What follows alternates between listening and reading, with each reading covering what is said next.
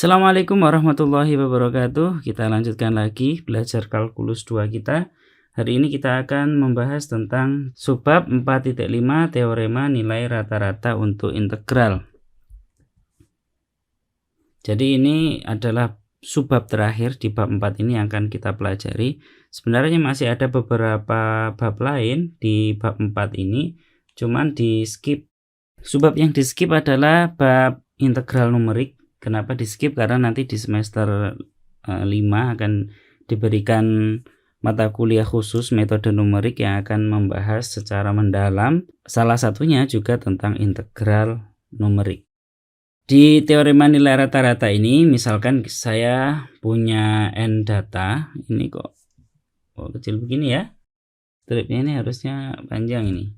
Jika saya punya n data y1 sampai yn, untuk mencari rata-rata dari data saya itu, maka yang saya lakukan adalah dengan menjumlahkan semua data y1 sampai yn, kemudian membagi n, di mana n menyatakan banyak data saya tadi. Biasanya kita notasikan rata-rata yang semacam itu dengan suatu notasi yang ada barnya di atasnya. Jadi y bar kalau dalam kasus ini. Lalu bagaimana dengan rata-rata suatu fungsi dalam interval AB? Yang jelas kita tidak bisa mengatakan ada n data ya, karena di A sampai B ini berarti ada tak hingga banyaknya data. Nah, di sini kita akan mempelajari konsep nilai rata-rata dari suatu fungsi yang terdefinisi di interval AB. Oke, misal f terdefinisi di AB, interval tertutup, jadi FA FB ada atau terdefinisi. Misal kita buat partisi AB, maksudnya buat partisi AB itu adalah partisinya misalkan kita kasih nama si P ini, kita akan membuat titik-titik. Jadi AB ini akan kita bagi menjadi n titik untuk suatu bilangan asli n dari x0 sampai xn. Jadi x0 adalah ujung interval yang kiri yaitu A, xn adalah ujung interval yang kanan yaitu B, di mana x0 kurang dari x1 kurang dari x2 dan seterusnya, xn dikurangi 1 kurang dari xn, di mana delta x adalah b dibagi a b dikurangi a dibagi n. Dari mana ini? B dikurangi a menyatakan panjang interval dari a sampai b, jadi panjangnya ini AB, saya bagi n. Nah, karena delta x-nya adalah suatu bilangan ini b dikurangi a dibagi n, artinya saya buat subinterval ini lebarnya sama-sama delta x. Jadi saya bagi n bagian sama panjang seperti itu. Rata-rata dari n nilai fungsi. Jadi kita hanya punya n saja. Di sini tidak secara kontinu saya tuliskan semua fx, x-nya dari a sampai b. Cuman saya akan mengambil fx1, fx2 sampai fxn.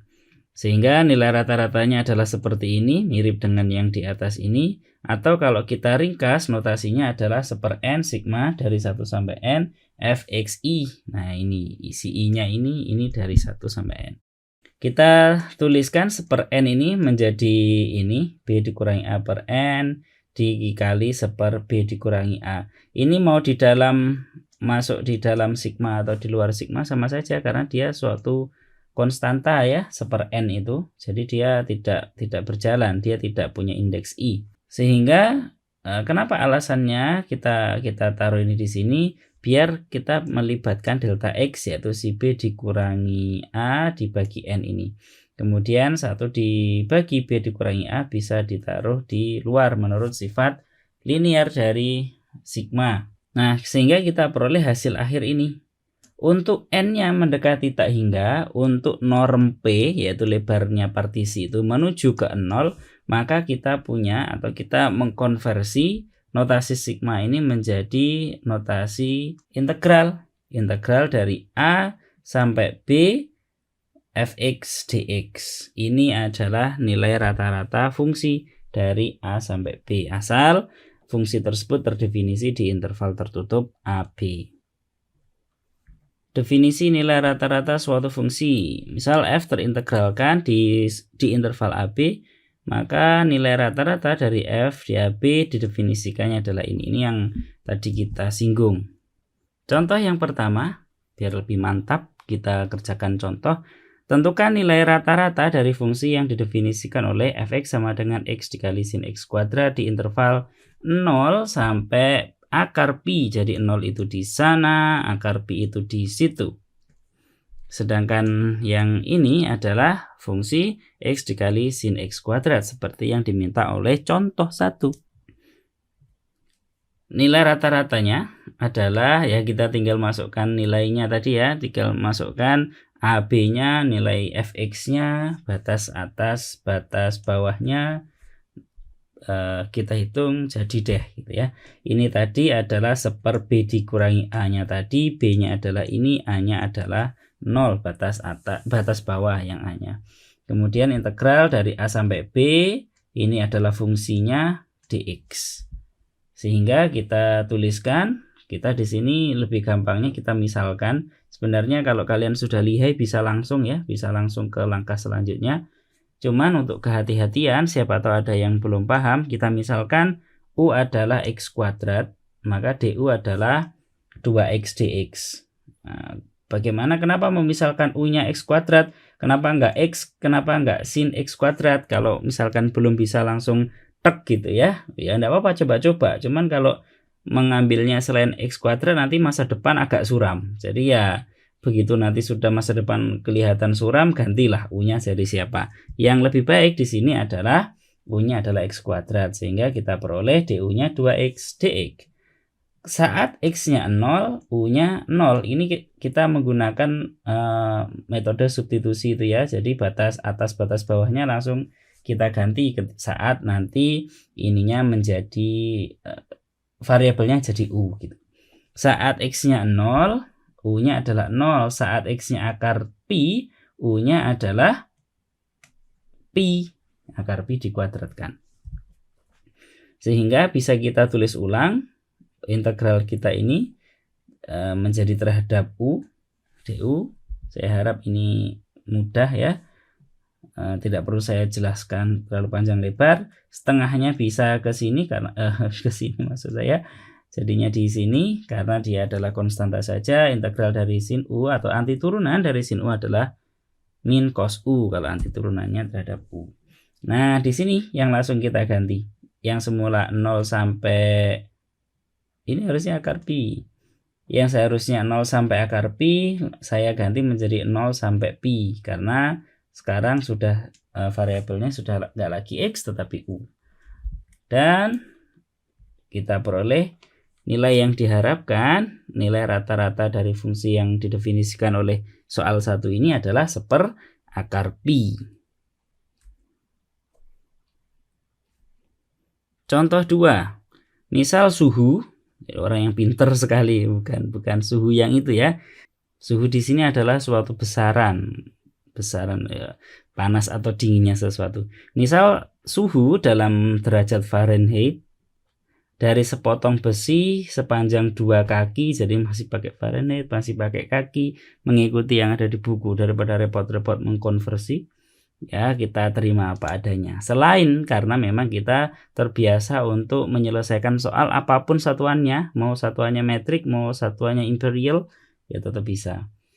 Suhu dari sepotong besi, sepotong besinya ada panjangnya 2 kaki, tergantung pada posisi X di mana ditentukan suhunya tadi. Tx adalah 40 ditambah 2x dikali 2 dikurangi X. Kenapa kok tergantung nih posisi X? Boleh jadi kalian misalkan punya sepotong besi begini, kemudian yang ini dipanaskan ya, yang ini dipanaskan. Ya, anggap saja ini api ya, ini api. Yang ini dipanaskan, maka suhu dari si sepotong besi ini kan pasti tergantung pada posisi. Di sini lebih panas, di sini lebih dingin karena di sini sumber air, bukan sumber air. Di situ adalah sumber panasnya. Pertanyaannya adalah tentukan suhu rata-rata dari potongan besi tersebut. Apakah ada titik di mana suhunya sama dengan suhu rata-rata? Ini ada 2 soal ya. Jadi yang pertama kita diminta untuk menentukan suhu rata-rata, Yang kedua, kita diminta untuk mencari suatu nilai di suatu titik X di mana suhunya di X tadi sama dengan suhu rata-rata. Oke. Suhu rata-ratanya yang pertama kita hitung dulu karena yang pertama ditanya. Suhu rata-ratanya adalah kita tinggal masukkan formulanya. Kenapa kok setengah? Karena kita anggap sebentar, saya ganti tinta dulu. Saya anggap tadi kalau panjangnya 2 kaki ini dari 0 sampai 2 begitu ya. Jadi ini panjangnya 2. Maka di sini 1 per B dikurangi A. Kalau nggak 0,2 ya enggak apa-apa. Ini mau 10, ini 12, tetap saja 2. Terus kemudian integralnya dari A sampai B, dari 0 sampai 2, ya anggap sajalah begitu ya, 0 sampai 2. Ini nggak ada salahnya kok kita ngitung dari 0 sampai 2 gitu. Oke, bagaimana kalau saya ganti 10 dengan 12? Untuk kasus interval ini, dia tetap setengah, oke. Cuman nanti akan sangat terpengaruh dengan si TX ini. Jadi beda ya. Kalau TX-nya, X-nya 0, dia nilainya adalah 40 saja. Jadi 40 itu ada di sini. Sedangkan kalau yang di titik sini saya anggap 10 sudah beda lagi nilainya, tidak lagi 40. Oke, jadi kita anggap ini 0, yang itu 2. Cakep. Lanjut. Ini belum dijelaskan. Yang ini adalah TX-nya, dia akan kita integralkan terhadap DX. Nah, ini nggak usah pakai permisalan U ya, ini cuman begini saja.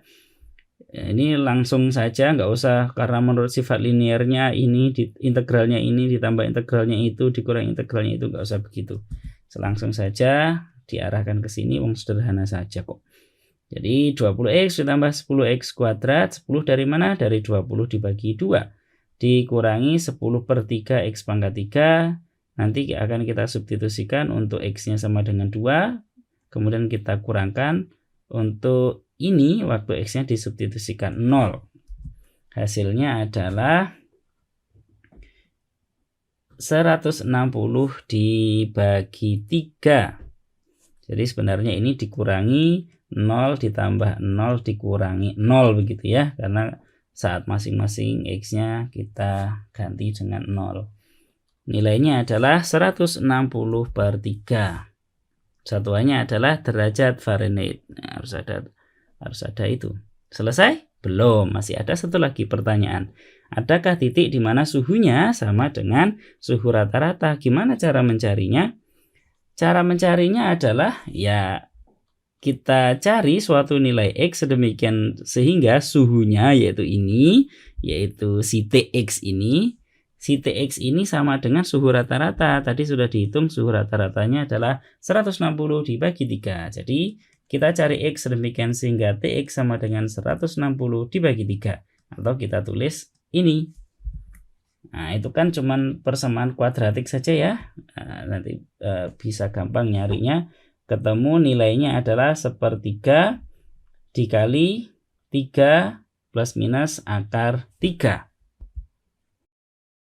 Jadi mana yang diambil? Yang diambil adalah dua-duanya. Saat dia negatif, 3 dikurangi akar 3 dikali 1/3 itu antara 0 sampai 2. Artinya memungkinkan. Kalau negatif baru kita nggak usah ngambil ya. Sedangkan untuk yang plus 1/3 dikali 3 ditambah akar 3 itu juga kurang dari 2. Jadi memungkinkan. Sehingga di sini solusinya adalah dua-duanya. 1/3 dikali X ditambah akar 3 dan dikurangi akar 3. Oke, mantap. Selanjutnya adalah teorema. Teorema nilai rata-rata untuk integral. Tapi sebelum ke sana, kita akan mereview contoh-contoh tadi ya. Dari contoh tadi kita mungkin berangan-angan ya, karena ya kasus yang terakhir ini tadi, pertanyaan kedua di contoh yang kedua. Jangan-jangan memang selalu ada X di mana fx itu sama dengan nilai rata-rata dari fungsi f. Lah ini nanti yang akan mengantarkan kita ke teorema nilai rata-rata. Ada nggak ya? Apakah selalu ada kondisi seperti ini ya? Ada suatu X demikian sehingga fx sama dengan ini suatu X ya, itu sama dengan rata-rata dari nilai fungsi dari A sampai B. Jawaban singkatnya adalah iya, asalkan f-nya continue. Oke, teorema nilai rata-rata untuk integral. Misal f continue di interval AB, maka terdapat suatu bilangan C antara AB ini yang perlu digarisbawahi. C adalah berada di antara A dan B. Sedemikian sehingga nilai FC tadi, nilai fungsinya sama dengan nilai rata-rata dari fungsi f di interval AB. Jadi memang selalu ada, ini teoremanya.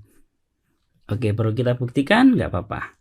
Buktinya adalah seperti ini. Misal saya ambil suatu X itu antara A sampai B, bisa sama dengan A, bisa sama dengan B. Dia inklusif di sini. Kemudian didefinisikan Gx itu adalah suatu fungsi yang definisinya adalah ini. Integral tentu dari A sampai X, berarti X-nya ini lebih besar dari A ya, tidak mungkin kurang dari A. Jadi dari mana jaminan itu? Dari sini. Dia adalah integral tentu dari A sampai X dari ft dt. Itu adalah Gx, saya mendefinisikan Gx seperti itu. Sedangkan menggunakan teorema nilai rata-rata untuk turunan, kita peroleh, jadi di teorema nilai rata-rata, di teorema nilai rata-rata turunan itu, misalkan saya punya yang seperti ini ya. Di sini adalah ini adalah X1, ini adalah X2. Ini fx1, di sana fx2.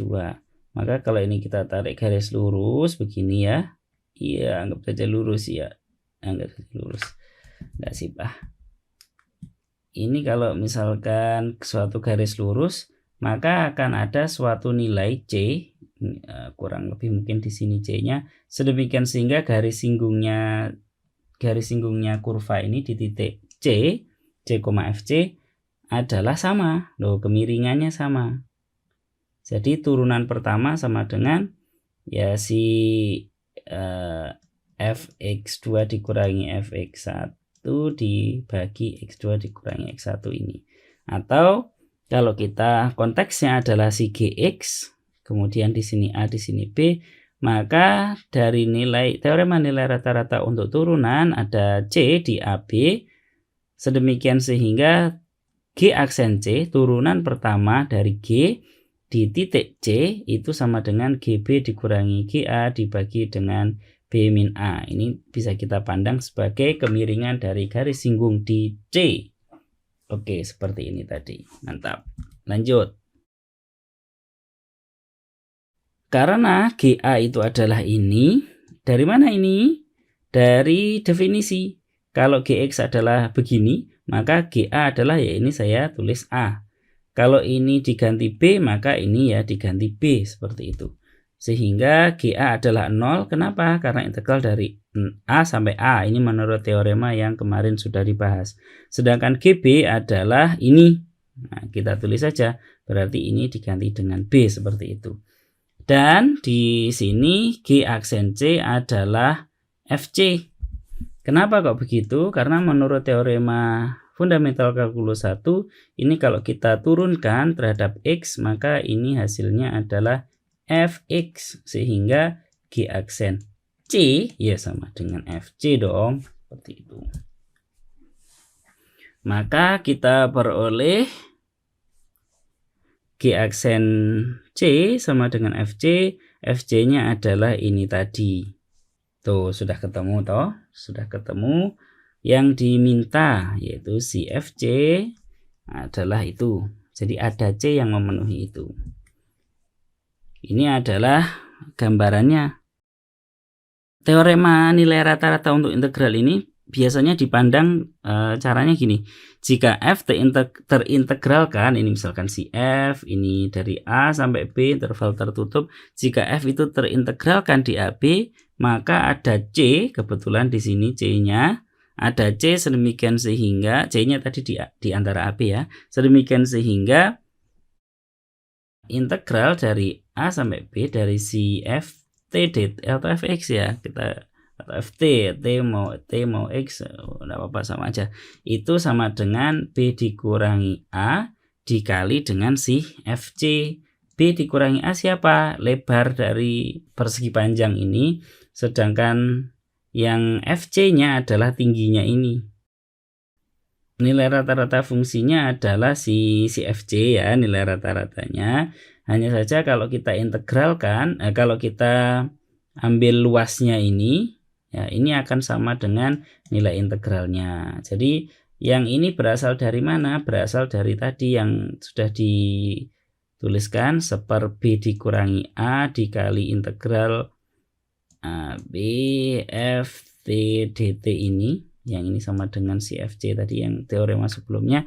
Lah yang ini saya taruh di kanannya sama dengan, sehingga jadi seperti ini. Sehingga kalau kita pandang mungkin secara geometri, artinya integral dari A sampai B dari si FT ini sama dengan ya luas persegi panjang ini gitu, dimana tingginya adalah FC. Tentu saja di sini C tidak tunggal ya, jadi C itu bisa aja kita ngomong suatu C, karena contohnya adalah di sini, ini misalkan ini D, di sini misalkan ini si E gitu. Nah, FC sama dengan FD sama dengan FE, jadi tidak pasti dia itu tunggal, cuman pasti ada, berarti minimal 1. Oke, selanjutnya contoh 3. Tentukan semua nilai C, mungkin saja lebih dari 1, yang memenuhi teorema nilai rata-rata integral untuk fx sama dengan x kuadrat. Ini si fx, dia adalah x kuadrat pada interval min 3, nggak kelihatan terlalu kecil, ini adalah 3, hanya min 3, b-nya 3. Dari sini, dari cara yang tadi ya, bisa kita cari nilai, ada dua nilai C, yaitu di sini dan di sana. Jadi kita perlu mencari C sedemikian sehingga FC adalah ini seper B dikurangi A dikali ini F, kita pakai X, oke lah kita pakai X, Fx dx, Fc-nya adalah C kuadrat, kemudian di sini 3 dikurangi min 3 adalah seper 6, sedangkan integral dari x kuadrat dari A sampai B adalah, berarti ini adalah sepertiga x pangkat 3, ini dari min 3 sampai 3. Ini yang sama dengan 18, 27 dikurangi min 27 sama dengan siapa ini? Ini ditambah ini dibagi ini adalah 3, nanti dihitung sendiri ya. Jadi C kuadrat sama dengan 3, berarti yang memenuhi adalah min akar 3 dan akar 3. Jadi di sini adalah min akar 3, di sini adalah akar 3. Oke, mantap. Iya, ternyata sudah saya tulis ya. Oke lah, kita jalankan sesuai adat. Jadi seperti itu tadi. Dia sama dengan 3.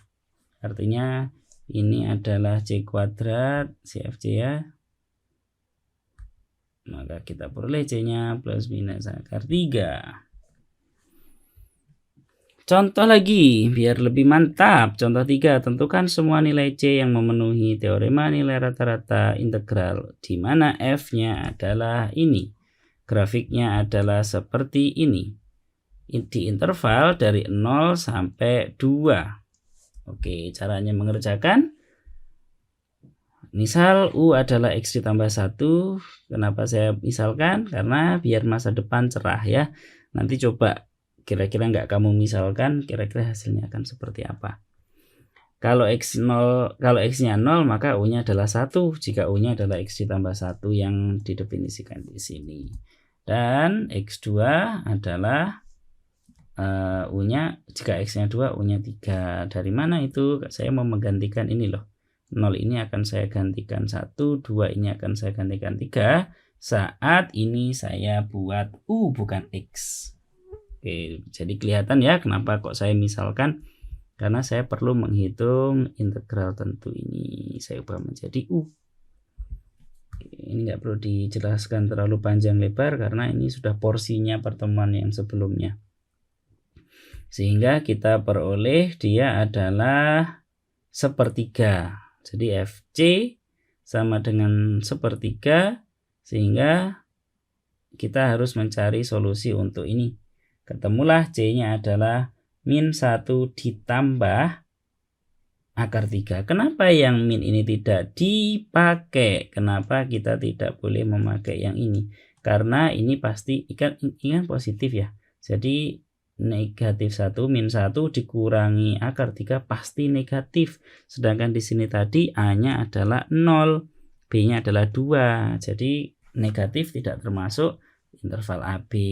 Jadi ya nggak kita ambil karena C itu harus antara A sampai B. Ada berapa? Berarti ada 1 yang memenuhi itu. Penggunaan simetri untuk menghitung integral tentu. Kesimetrian ini dulu sudah disinggung di kalkulus 1 bab 1 ya. Kalau nggak salah bab 1 itu. Karena bab 2 limit. Berarti bab 1 tentang fungsi ganjil, fungsi genap. Nanti kalau lupa bisa dilihat lagi ya. Jika f adalah fungsi genap, maka integral dari min a sampai a dari fx dx ini adalah 2 kalinya dari 0 sampai a. Kenapa begitu? Jadi dibagi ya. Baginya nggak sama lagi. Ini di sini 0, di sini min a, di sini a, berarti a-nya positif. Min a-nya negatif. Integral dari min a sampai a dari si fx itu kalau dia fungsi genap, maka sama aja kita menghitung integralnya dari 0 sampai a terus kita kalikan 2. Kenapa? Karena ya sama aja dari kanannya atau dari kirinya 0. Dari 0 sampai a atau dari min a sampai 0 nilainya sama. Kenapa begitu? Menurut sifat dari fungsi genap, yaitu dia simetri terhadap sumbu Y. Jadi kalau ini bentuknya begini, ini bentuknya ya begitu. Kalau ini terus ke sini, ini juga ke sana, jadi selalu sama. F min X sama dengan Fx untuk setiap X di domainnya. Sehingga ya wes kita potong dari 0 sampai A ini aja, terus kita kalikan 2. Sedangkan jika F adalah fungsi ganjil, maka integral si F tadi dari min A sampai A adalah 0. Kenapa? Dari sifatnya fungsi ganjil, F min X sama dengan min Fx. Jadi kalau ini ke sana, ini juga ke sana. Kalau ini ke sini, ini ke situ. Ini turun terus naik, ini naik terus turun. Nah, dia simetri terhadap, kalau yang genap tadi kan terhadap sumbu Y. Kalau ini terhadap titik asal, yaitu titik 0,0. Jadi kayak dicerminkan di suatu titik, dan titiknya 0,0 itu. Sehingga yang di sini sama persis dengan yang di sini. Sedangkan kita tahu untuk nilai integral, ya di bawahnya sumbu X itu nilainya negatif, sedangkan untuk di atasnya X nilainya positif. Kuantitasnya sama, cuman beda tanda, ya berarti saling meniadakan. Dia nilainya adalah 0. Contoh lagi, contoh 5. Tentukan integral tentu dari min pi sampai pi dari cos X dibagi 4 dx. Ini saya kok agak nggak enak ya, ini kok kayak nggak lurus ini. Nggak tahu antara yang sudah di full screen dengan enggak kok beda renderingnya. Oke, langsung saja karena cos X dibagi 4 adalah fungsi genap. Dari mana? Nanti dicek kembali ya bahwa cos U, cos Y, cos apa saja itu adalah fungsi genap. Karena cos min X sama dengan cos X untuk setiap X di domainnya. Nggak perlu saya bahas, sudah dijelaskan di bab 1 dulu di kalkulus 1. Karena dia fungsi genap, maka integral dari min pi sampai pi-nya itu, integral tentunya, sama aja dengan 2 kali integral tentunya dari 0 sampai pi. Nah, kenapa kok dari 0? Waduh, kok lama sekali. Kenapa kok kita memilih yang dari 0? Karena enak, nanti substitusinya di sininya 0, cos 0 gitu saja. Jadi nggak repot-repot. Tinggal hasilnya nanti dikalikan 2. Dia sama dengan 8 dikali integral dari 0 sampai pi. Cos pi per 4 dikali 1/4. Nah, saya harap kalian bisa langsung otomatis tahu ya kenapa ada 1/4 di sini. Ya, ada 8 di sini karena mau ada 1/4 di sini biar tetap 2, soalnya nggak ganti. Nah, yang perlu digarisbawahi adalah kenapa ada 1/4 dx di sini? Apa perlunya gitu? Perlunya karena adalah ini. Jadi dia sama dengan ini. Jadi oke lah, nggak saya tulis ini karena saya anggap otomatis ya. Kalau saya misalkan U-nya adalah x/4, maka DU-nya adalah 1/4 dx. 1/4 dx-nya ini loh yang mau saya ambil. Dia akan jadi DU. Ini jadi cos U. Seperti itu. Sehingga kita peroleh kenapa ini kok pi/4? Karena kalau diketahui U-nya adalah x/4 tadi ya, batasnya ini kita ubah juga. Kalau semula untuk variabelnya x itu dari 0 sampai pi, kalau variabelnya U ya harus diganti dong. Berarti saat x-nya 0, U-nya adalah 0/4, yaitu 0. Oh, berarti tetap. Kalau x-nya adalah pi, maka U-nya adalah ya pi/4. Ini sudah ganti. Oke, biar nggak dua kali kerja. Jadi langsung kita substitusi di awal. Jadi kita peroleh nilainya adalah 4/2. Contoh lagi, contoh 6. Tentukan ini. Nah, ini gampang aja ya. Ini pangkatnya negatif, ini pangkatnya positif. Pasti kalau saya punya fx adalah x⁵ per x² ditambah 4. Ini x pangkat 0 ya, x pangkat 0, 4x⁵0 maksud saya. Jadi kita cari f min x-nya adalah min x dipangkatkan 5 dibagi dengan min x pangkat 2 ditambah 4. Nah, ini sama dengan min x⁵ per x² ditambah 4. Sama dengan siapa itu berarti? Sama dengan min fx. Artinya karena ini warna apa ya? Warna putih. Warna putih aja. Karena f min x sama dengan min fx, maka pasti dia adalah fungsi ganjil. Sehingga nilainya sudah jelas. Jelas sama dengan 0. Oke. Contoh 7. Tentukan ini. E kali sin pangkat 4x ditambah x⁵ dikurangi x⁵4. Waduh, ganjil apa genap itu ya? Gak usah khawatir. Oke, gak usah khawatir, gak usah risau. Karena kita menurut sifat linearnya integral, kita bisa mecah-mecah ini ya. X dikali sin x⁵ atau sin pangkat 4x ini ditambah x⁵ dikurangi x⁵ itu sama dengan integral dari min 2 sampai 2 dari x sin pangkat 4x dx ditambah integral dari min 2 sampai 2 x⁵ dx dikurangi integral dari min 2 sampai 2 x⁵ dx. Kan begini ya. Nah, kita tinggal lihat ya kondisinya di sini. X adalah suatu fungsi ganjil. Karena f min x sama dengan min fx ya karena fx-nya sama dengan x. Sin itu adalah suatu fungsi ganjil juga. Fungsi ganjil yang saya pangkatkan 4. Jadi seolah-olah saya nulisnya gini, sin x ininya terus pangkat 4 kan seperti itu ya. Sin x-nya fungsi ganjil, jadi sin min x sama dengan min sin x. Tapi begitu dipangkatkan 4 kan ya sama jadi sin x. Jadi sin min x sama dengan sin x. Berarti ini genap. Yang ini genap, yang ini ganjil. Wah, ininya jadinya ganjil.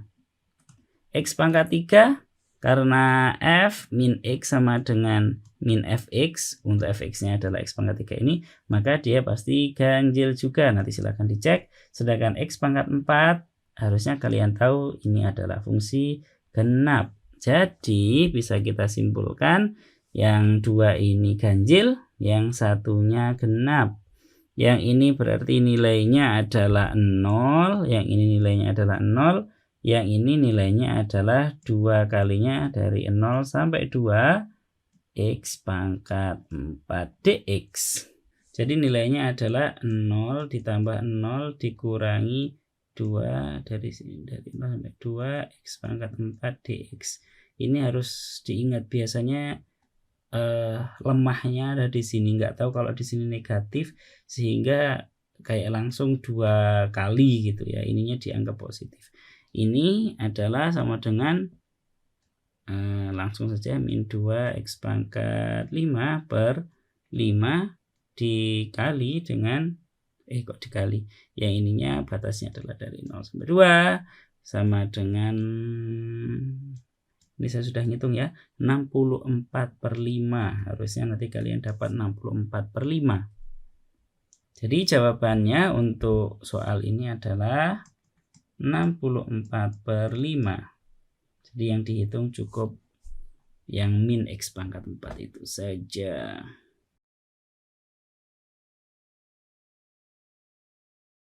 Contoh lagi, ada contoh lagi. Contoh 7 tadi contoh berapa? Loh, kok contoh 7 juga? Harusnya contoh 8 ini mungkin. Contoh 8. Contoh 8 tentukan itu integral tentu dari min pi sampai pi dari sin pangkat 3x cos pangkat 5x. Kita tahu sin x itu adalah, jadi ini kalau saya tuliskan adalah sin x yang dipangkatkan 3 dikali dengan cos x yang dipangkatkan 5. Kita tahu sin x adalah fungsi ganjil. Fungsi ganjil dikali fungsi ganjil adalah fungsi genap. Coba ya, misal saya punya fg fungsi ganjil. Jadi buktikannya adalah seperti ini. Saya tahu f min x adalah min fx karena f-nya ganjil. Saya punya f min x, g min x adalah min gx karena g-nya ganjil. Kalau mereka saya kalikan, fg si x, definisinya f kali g itu kan fx dikali gx gitu ya. Jadi kalau saya ambil negatifnya, dia sama dengan ini. Sama dengan siapa? F min x min fx. Min fx. Dikali siapakah g min x? Menurut ini dia adalah min gx. Dia sama dengan f x gx. Menurut definisi, menurut notasi ini adalah fg dikali x tuh kan. Jadi dia adalah fungsi genap. Kemudian fungsi genap saya kalikan dengan fungsi ganjil, dia akan menjadi fungsi ganjil dari mana? Karena sinnya 3 kali ya, sin x, sin x, sin x karena pangkat 3. Yang ini jadi genap, yang ini jadi ganjil karena sudah dikalikan sama yang ganjil. Nah, nanti diperiksa sendiri ya, membuktikannya adalah seperti ini. Fungsi genap dikali fungsi ganjil itu jadinya fungsi apa? Oke, jadi di sini saya tulis ini adalah fungsi ganjil. Terus cos x adalah fungsi genap. Fungsi genap saya kalikan fungsi genap, saya kalikan fungsi genap, dia adalah fungsi genap juga. Nah, coba kita buktikan dulu wes. Kita buktikan biar sahih. Jadi misal saya punya suatu fungsi f itu jangan warna merah. Si f itu adalah fungsi genap, jadi f min x sama dengan fx. G adalah fungsi genap, jadi f min g min x adalah gx. Maka kalau mereka saya kalikan f gx, jadi fx gx ini menurut definisi notasi ya. Sehingga kalau f g min x berarti f min x dikali g min x. Siapa f min x? fx. Siapa g min x? gx. Oh, kan f ini sama dengan f g x. Nah, genap juga. Jadi cos x genap dikali cos x masih genap, dikali sampai 5 kali ya karena pangkat 5 masih genap juga. Jadi yang sebelah sini ini genap. Tadi sudah dibuktikan fungsi ganjil kali fungsi genap. Belum ya, belum dibuktikan. Nanti buktikan sendirilah. Fungsi ganjil dikali fungsi genap adalah fungsi ganjil. Sehingga sebesar ini adalah fungsi ganjil. Ganjil. Artinya nilai integralnya, integral tentunya dari min pi sampai pi adalah 0. Oke, itu tadi teorema nilai rata-rata. Dari berakhirnya subbab ini, subbab teorema nilai rata-rata ini, maka berakhir pula bab 4 integral tentu. yang nanti kita akan ke bab selanjutnya, yaitu terapan integral. Terima kasih, semoga bermanfaat. Assalamualaikum warahmatullahi wabarakatuh.